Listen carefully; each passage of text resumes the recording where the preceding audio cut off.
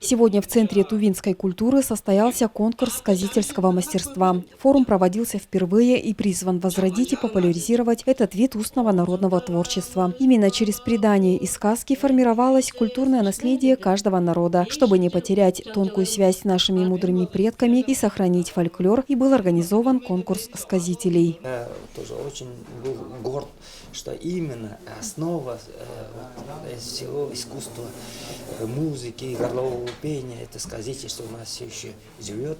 Наше Министерство культуры или правительство нашей республики взяло это под контроль и чтобы развивало это именно этих сказителей, наших героев, можно сказать, потому что они наши герои, благодаря им это будет развиваться, они будут продолжать наш родной язык, нашу культуру и обычаи, традиции, конечно. Да.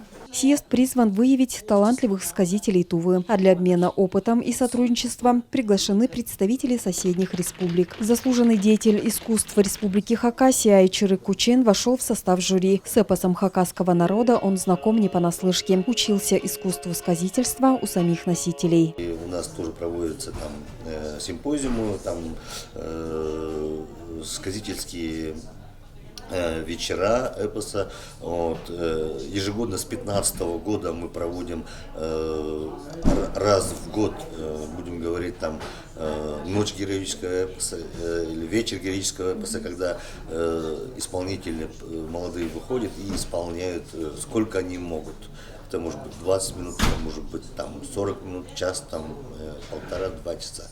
Вот. Конечно, как концертная программа это для многих невыносимо слушать, но как искусство, будем говорить, там, народного творчества, мы обязаны это делать. В Республике Кыргызстан сказители называют манасши, а сам героический эпос носит имя его главного героя – богатыря Манаса. Для сохранения народного наследия в республике этот эпос защищен на государственном уровне. У нас в 2011 году был принят закон об эпосе Манас. У нас месяц назад открыли новый театр, театр Манас. У нас имеются некоторые законы о нематериальном наследии кыргызского народа.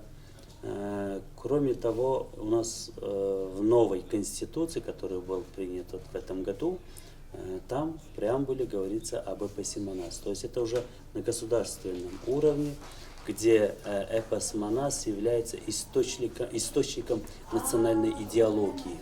Всего в конкурсе приняли участие 19 сказителей Тувы, Хакасии, Кыргызстана и Алтая. Один из участников – Мерген Тельденов. По его словам, на Алтае этот вид фольклора никогда не терялся. Времена меняются, но предания и сказания – это как основа культурного кода. Республика Алтай, сказительское искусство никогда не терялся.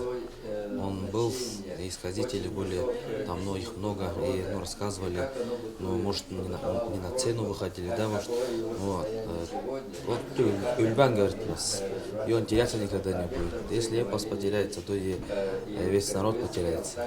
Вся традиция, вся жизнь, все же в этом сказано, эпос сказано, жизнь народа.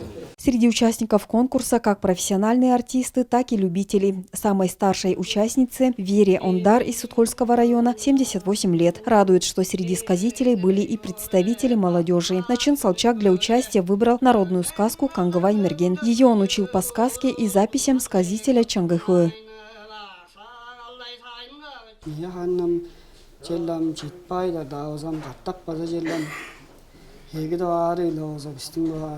Doğada ündezim lüret oyunu, aldakçıları az onu kalıp duranlarım, alam çörümün amda oza celle, o anya oskun o oza biçi tıngmaları skaş kolada oza öğren birege cellendik bir roğuktan azdık beyin oza celle, o da bir şakta oza toğuldun roğun şagan canım oza, şolalarga oza sayzıradım oza, dileridir. Кроме самого конкурса, в рамках фестиваля также была организована научно-практическая конференция. По ее итогам будут предприняты дальнейшие шаги для развития устного и музыкального фольклора. Наталья Маспакол, Марат Энмекей, 108 канал.